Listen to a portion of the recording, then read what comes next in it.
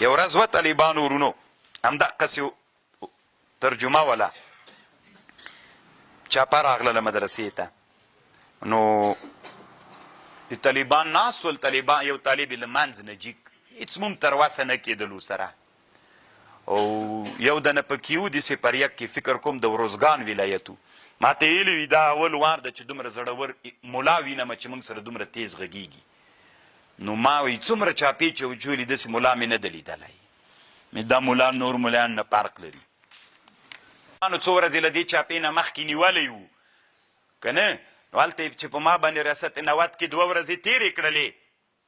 نو الله عز وجل انسانانو په زړونو کې یو محبت الله په خاطر دلته طالبانو په کابل کې مظاهرې سولې داسې مظاهرې وسولې چې 13 کلن د جهاد مبارزه کې د ریاست نوت نه 2 ورځې د جمعې په ورځ باندې څوک هم ټول افغانستان کې څوک نه ده راوتلی که راوتلي یې هغه یې زه راویستلی یم دا د افغانانو مجاهدینو یو لوی احسان و له ما سره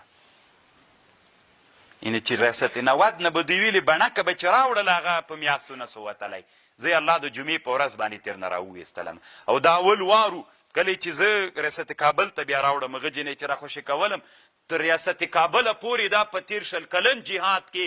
اولینی وارو چې تر ریاست کابل پورې سپین بیرغونه راورسېدل نو